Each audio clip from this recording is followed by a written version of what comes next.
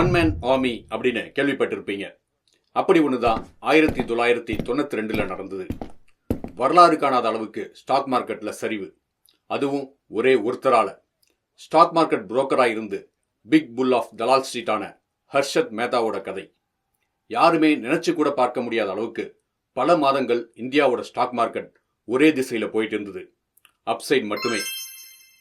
அதுக்கு காரணமான ஹர்ஷத் மேத்தாவை எல்லாரும் பெரிய ஜீனியஸா பார்த்தாங்க.